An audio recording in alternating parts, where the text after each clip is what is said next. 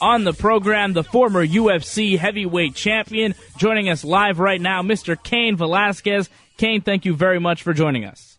Oh, no problem. Thanks for having me. Well, it's great talking to you. It's always great seeing you in the octagon. We saw you in May, at the end of May, at UFC 146. Very, very successful performance there against Antonio Silva.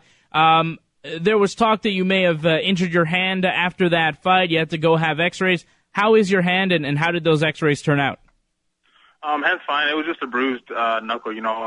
After the fight, we see the doctor, and, he asked us how our body's doing. I said, I think my knuckle's bruised, and somehow I got around that my hand's broken after that. So it's just a bruised knuckle. It's fine now. It just needed a week or two to heal, and I'm 100%.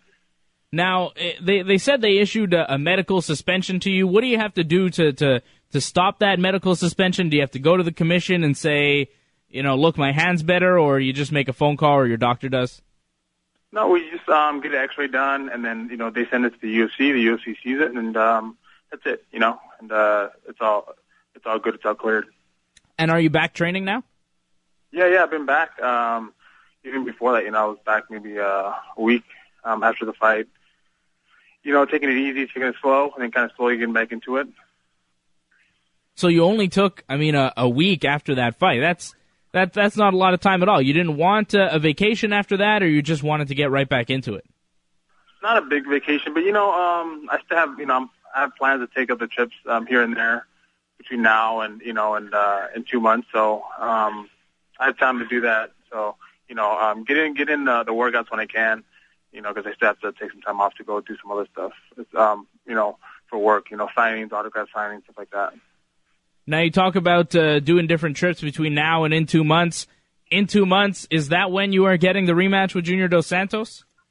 You know what? Nothing is 100% yet right now. I think they're talking about it. So hopefully that happens. I really want it to happen. So we just have to wait and see, I guess. Now, we were talking about that fight perhaps going down in September in Toronto. Is that what you've heard as well for that UFC 152 card?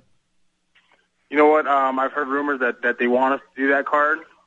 But, just like I said before, it's not 100%. But I would definitely want that date and that card for sure.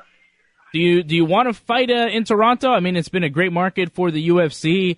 A lot of big events have happened there already. Is Toronto a place that you'd like to go and fight? Yeah. I definitely would love to fight there. I've been there the first time they had the card. Mm-hmm. It was a great turnout. So, why not? I remember seeing you there at the Super 7 as well in Toronto, all the champions there.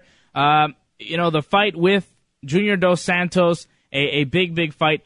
Have you ever wanted a fight with someone as bad as you want to fight Junior Dos Santos right now? Definitely not. Right now I'm hungry. I want that rematch.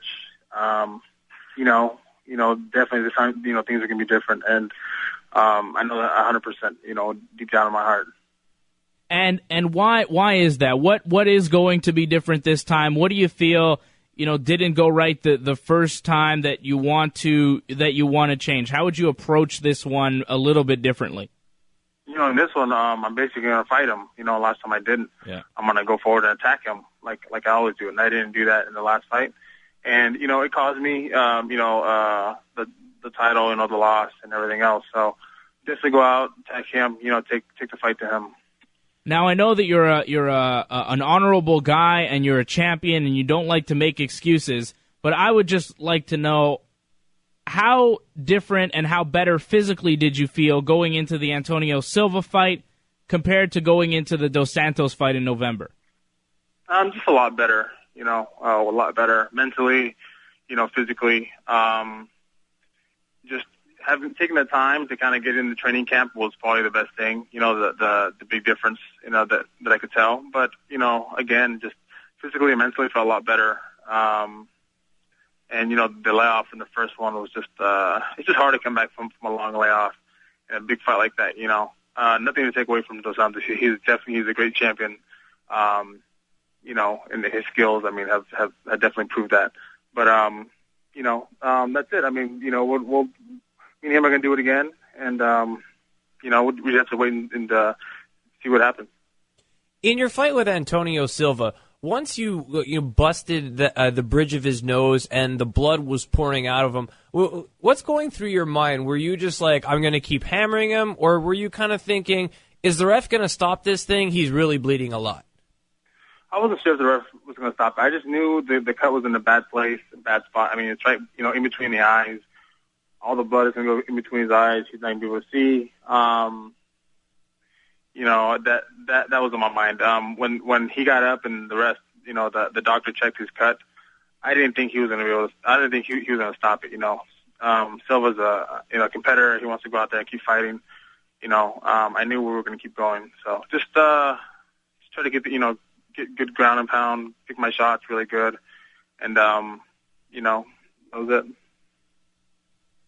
With Antonio Silva, coming in from Strikeforce, did you consider a lot of these Strikeforce heavyweights as big threats, coming in? Were you kind of nervous with him coming in?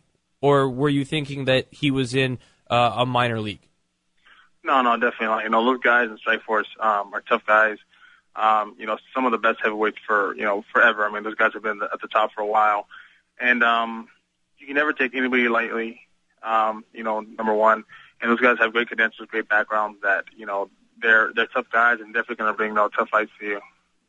Yeah, no doubt. A lot of tough guys, and I know your buddy Daniel Cormier doing some great things in Strikeforce. Now, as far as that Antonio Silva fight, could it have gone any better for you? Now, I know you got a bruise on your hand from punching him in the face so hard, but really, I mean, it was such a dominant performance. Did you expect it to go as well as it did?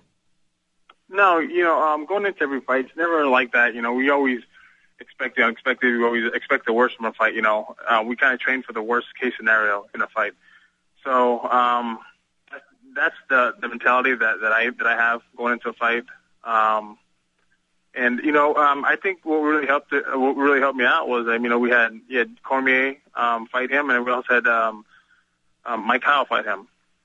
So there's some stuff that we saw in the beginning from Silva that we could definitely capitalize on. Just like his kicks, he kicks early on. If he was going to kick, then we're going to catch it and take him down. And kind of work from that. So we saw some stuff. So maybe having your teammates have been in the cage with him and fought him before, that helped you in the preparation, certainly, right? Yes.